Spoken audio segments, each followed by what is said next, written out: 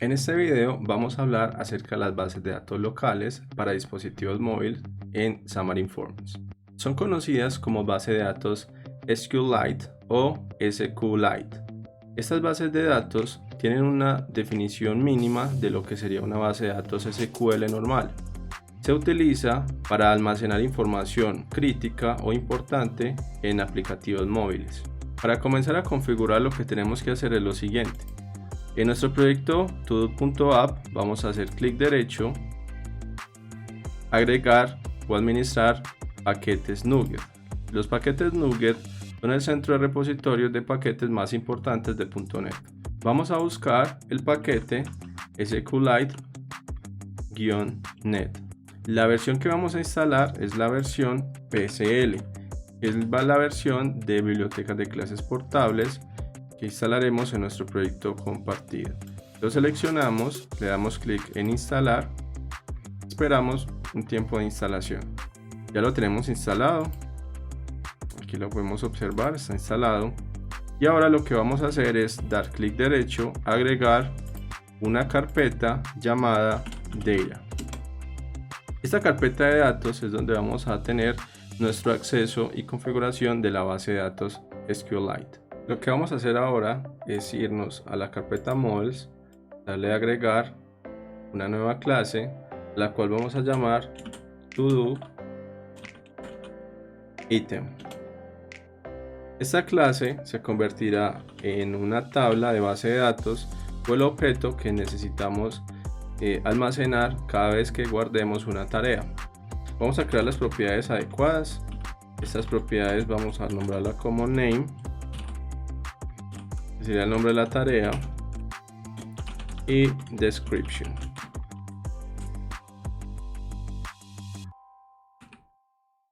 Lo recomiendo en inglés para que tengamos de esta manera más reconocimiento acerca de la diferencia entre los objetos de base de datos con los objetos de interfaz. Algo importante aquí es que ya que esto es una base de datos, una recomendación es tener un identificador. Este identificador nos sirve para poder controlar las acciones que vamos a tener sobre el elemento en base de datos, tanto para eliminar como para agregar. Podemos utilizar algunos atributos. Esos atributos nos permiten autoincrementar o establecer como llave primaria esta propiedad. Autoincrementar quiere decir que en el caso de que nosotros creemos un elemento, empezando con el identificador 1, los siguientes sean realizados de manera automática. Vamos ahora a nuestra carpeta Data y vamos a agregar una clase. Esta clase la vamos a renombrar como Database Context. Este será el lugar donde vamos a inicializar, configurar y acceder a la base de datos.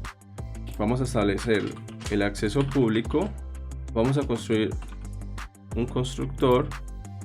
Este constructor deberá recibir el path de donde físicamente dentro del aplicativo será almacenada la base de datos. Y vamos a crear nuestra conexión. Lo primero que tenemos que hacer es crear una propiedad de tipo SQLite Async Connection, a la cual nombraremos como Connection. Dentro del constructor vamos a establecer dicha conexión. Inicializamos la conexión con un nuevo objeto SQLite Async Connection y le enviamos la ruta de conexión. Cuando hayamos tenido con la conexión, es importante inicializar, construir o crear, en caso de que no existan, las diferentes tablas. En nuestro caso, la tabla de ToDoItem. Damos to connection.createTableAsync, el tipo de página, ToDoItem, y recordar de que esto es un método asincrónico, es decir, antes de que la podamos utilizar necesitamos esperar su creación. Establecemos .wait para esperar su creación dentro del proceso o hilo asincrónico. Ya tenemos entonces nuestro contexto de base de datos. Vamos a inicializarlo en el momento que se abra el aplicativo. Vamos a navegar hacia add.xml.cs y vamos a construir dicha propiedad. La propiedad sería de tipo DatabaseContext, a la cual vamos a llamar context. Es importante esta propiedad establecerla como estática para poder acceder a ella dentro de todo el aplicativo. De una manera organizada recomiendo crear un método, vamos a irlo creando acá, initialize database, utilizando el IntelliSense o accediendo a este bombillito puedo autogenerar el método, será generado dentro de esta misma clase para poder inicializar la base de datos y estar un poco más ordenado. Vamos a inicializar primero obteniendo la carpeta de la aplicación, sería más la carpeta de la aplicación. Lo podemos obtener mediante environment.getFolderPath y cuál es la ruta completa que queremos acceder. Vamos a acceder a la carpeta especial del aplicativo y al folder donde tenemos los datos de la aplicación local. Esta sería la ruta dentro del aplicativo que vamos a llevar nuestra base de datos. También necesitamos la ruta de system.io.path.combine, la ruta completa de nuestro folder, sumando la base de datos, que en nuestro caso se llamaría todo.db3. db3 es la extensión de SQLite. Ya teniendo nuestra ruta, vamos a dar inicializar context. Recordar que context está ubicada como propiedad aquí mismo y lo inicializamos enviando la ruta de la base de datos. Ya tenemos la inicialización de nuestra base de datos.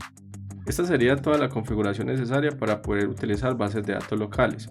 Vamos a ejecutar. Mi recomendación es establecer un punto de interrupción en la inicialización de la base de datos y rectificar los datos de la carpeta de la aplicación y de la ruta de la base de datos para al final observar el contexto de la base de datos.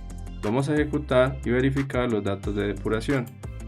Está inicializando nuestro aplicativo y aquí podemos ver que ingresó al punto de depuración.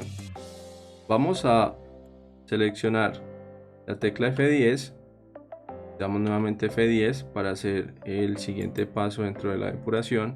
Podemos ver la carpeta de nuestro aplicativo, aquí tenemos el nombre del ensamblado, nuevamente F10 y esta sería la ruta completa de la base de datos. Podemos ingresar a la ejecución de este código ejecutando F11. De esta manera ingresamos a la clase ya construida con anterioridad. Estamos enviando la ruta, continuamos dando F10 y estamos observando que se crea la conexión.